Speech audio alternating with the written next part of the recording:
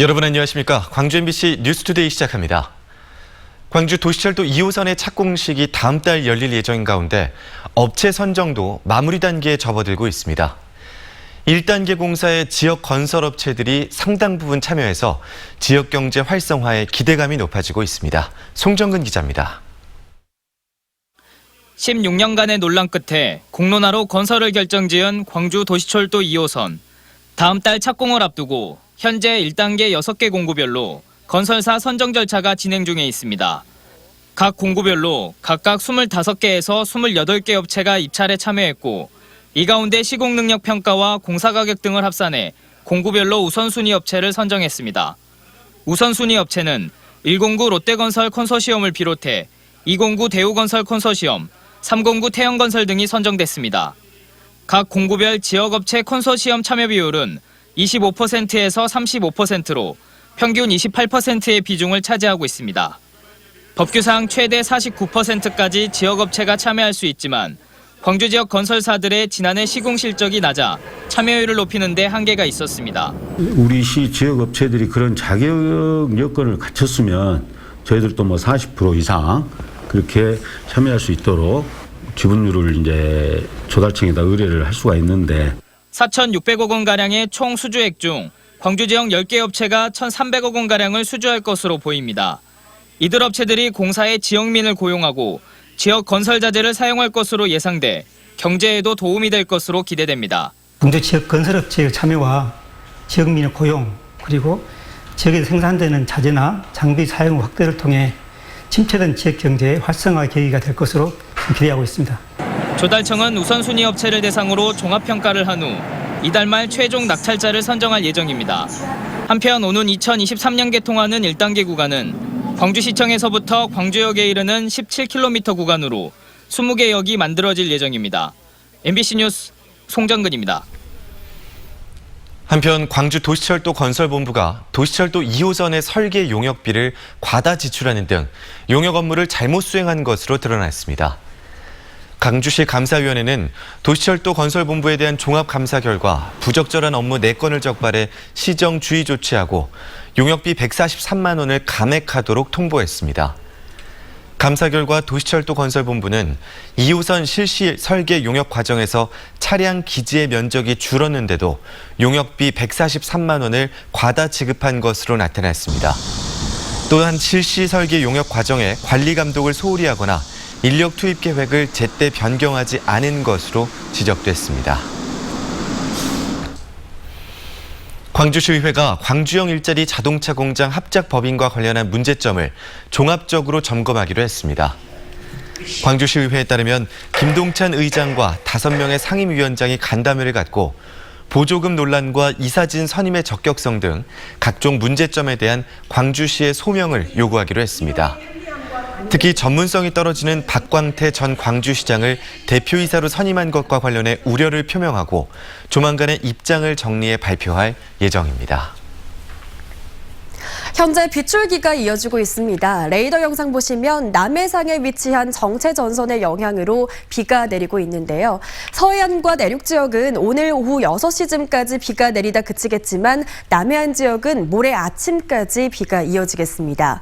내일까지 예상되는 강수량은 광주 전남 지역에서는 최고 70mm, 남해안 지역은 100mm 이상입니다. 특히 오늘 오전까지 남해안 지역에서는 돌풍과 함께 천둥 번개를 동반한 강한 비가 예상됩니다.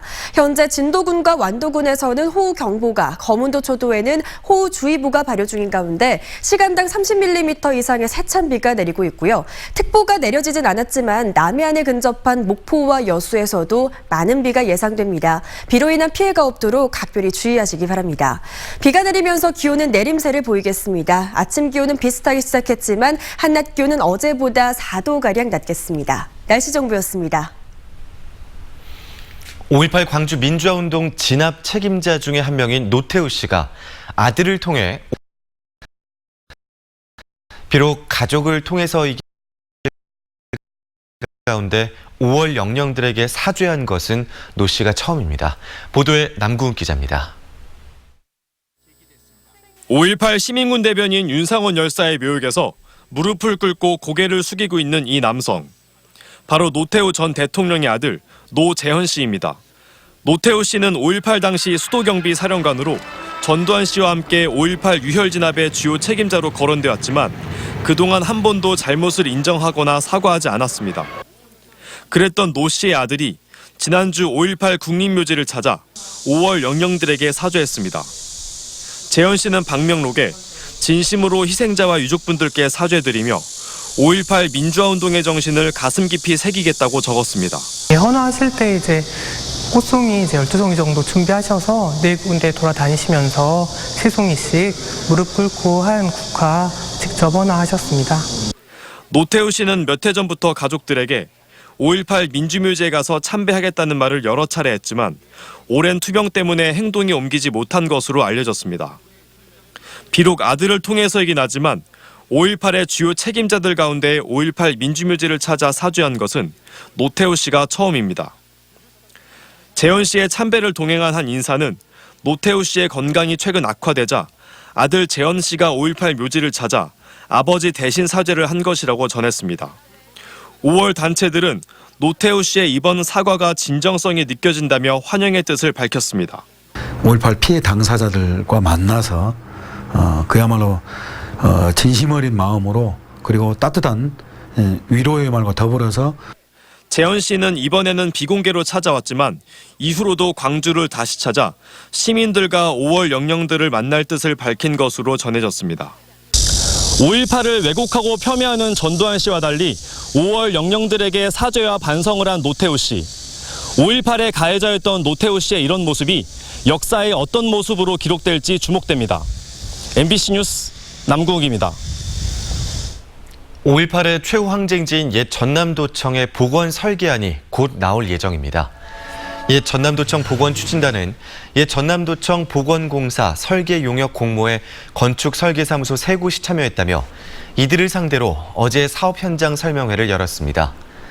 추진단은 제출될 설계안들을 심사해 오는 10월 10일에 그 결과를 발표할 예정인데 일정대로라면 내년 10월에 복원공사에 들어가 오는 2022년 7월에 복원공사가 완공됩니다.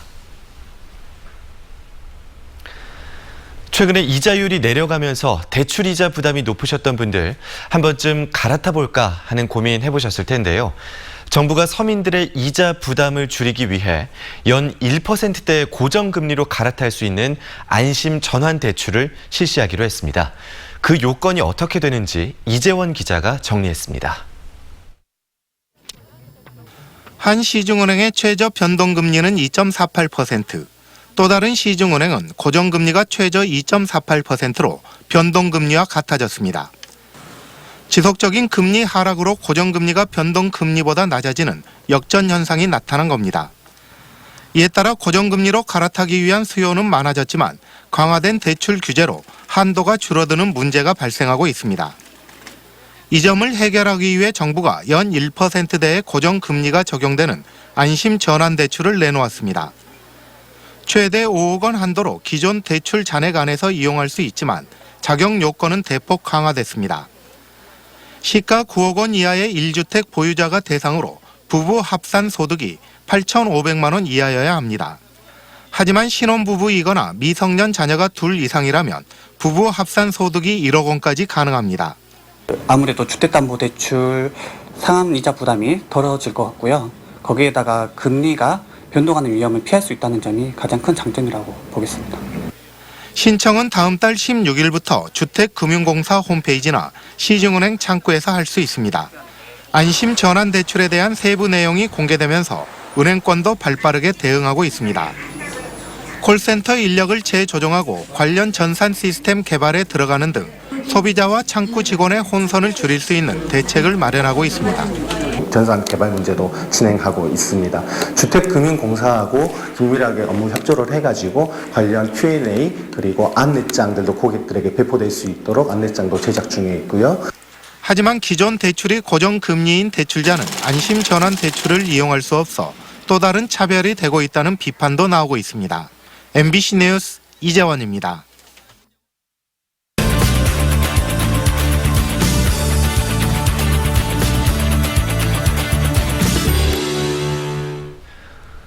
주택의 전월세 거래도 매매처럼 실거래가를 신고해야 하는 법안이 발의됐습니다.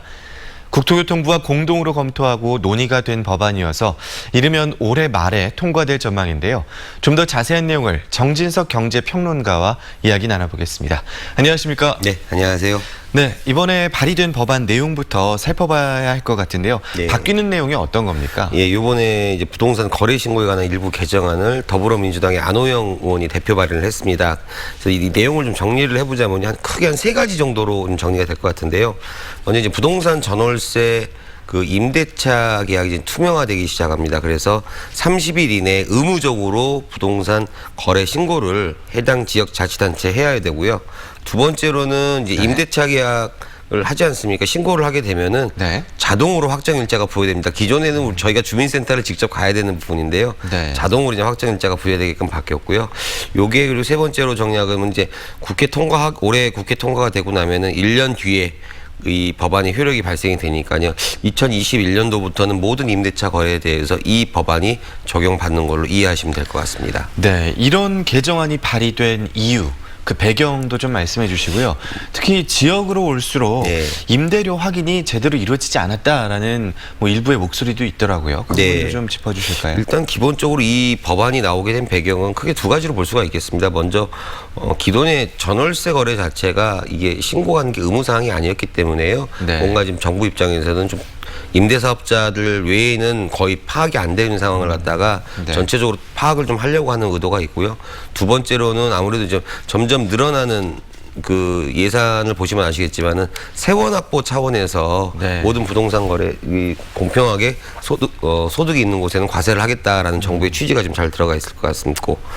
그리고 이제 마지막으로도 본다고 하면은 아까도 말씀 지역으로 오면서부터 이렇게 자꾸 이게 지금 노출이 안 된다라고 말씀을 하셨잖아요.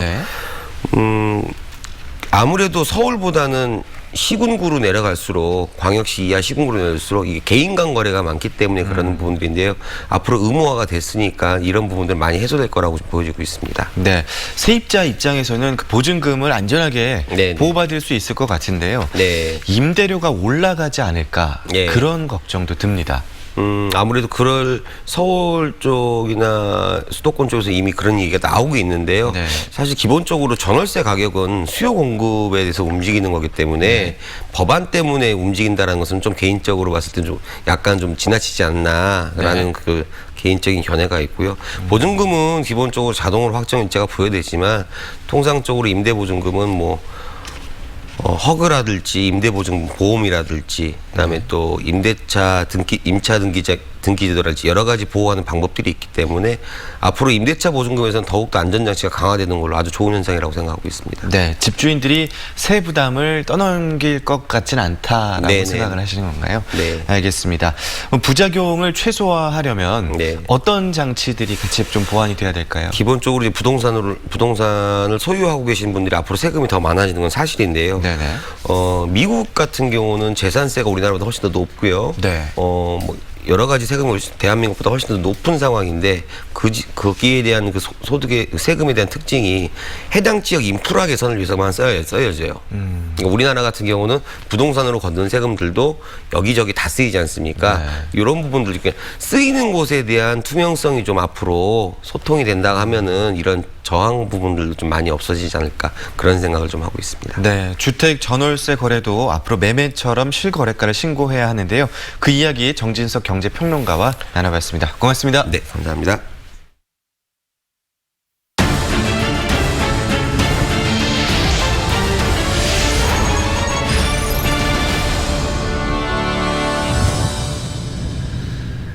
예전에 광주 제1순환도로라 불리던 도로에서 최근 교통사고가 잇따르고 있습니다.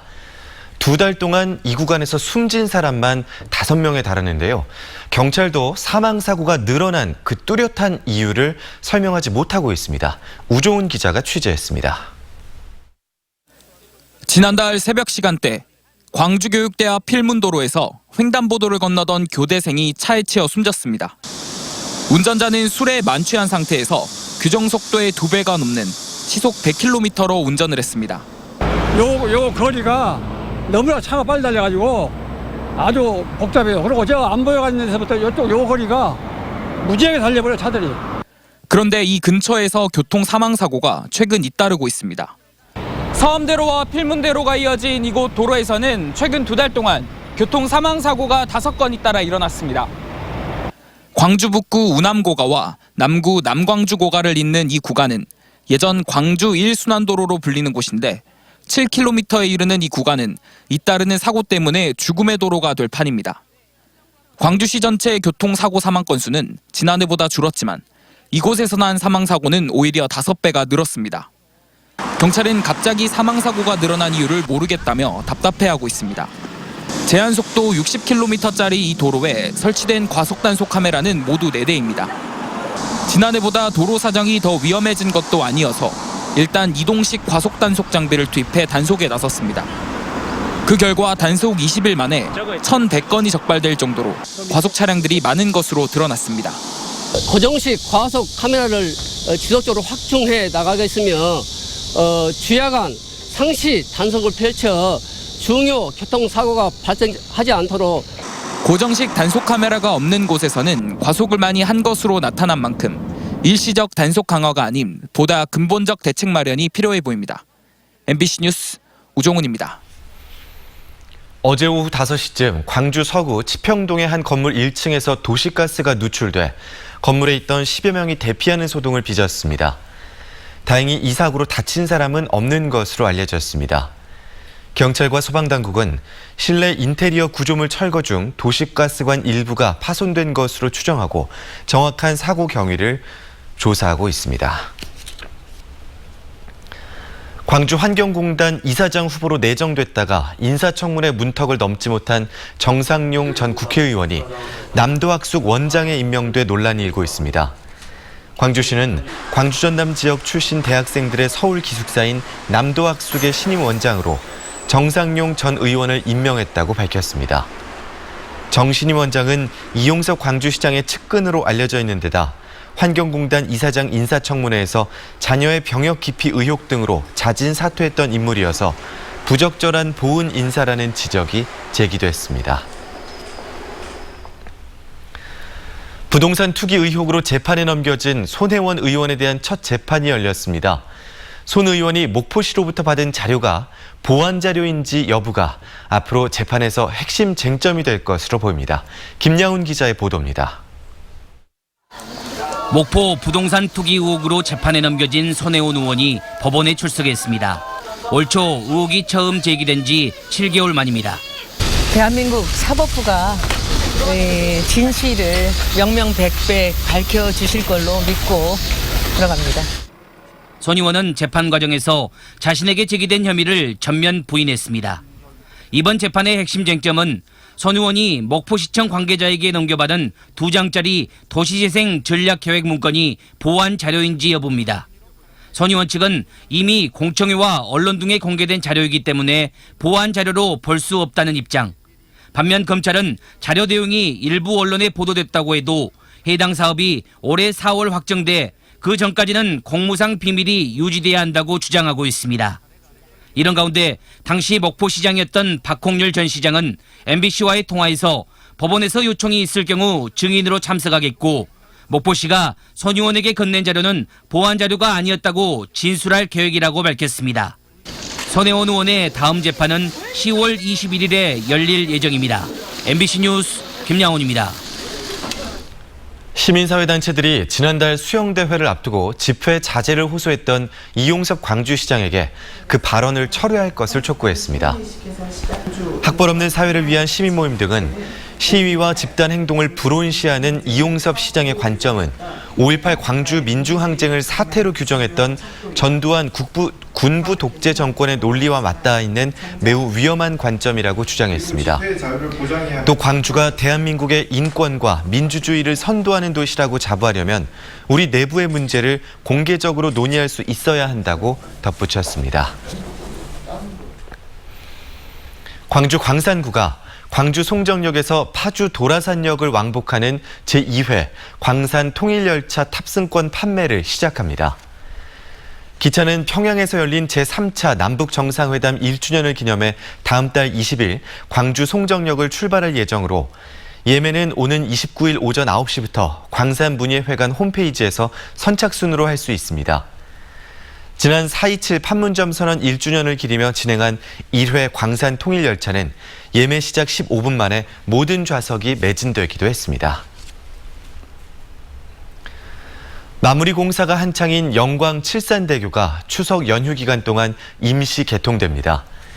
영광군은 추석 연휴 기간인 9월 11일부터 15일까지 국도 77호선 칠산대교를 주민 편의를 위해 임시 개통한다고 밝혔습니다. 영광군 향화도와 무안군의 도리포를 잇는 총 길이 9.52km의 칠산대교는 오는 12월 말 준공을 앞두고 있습니다.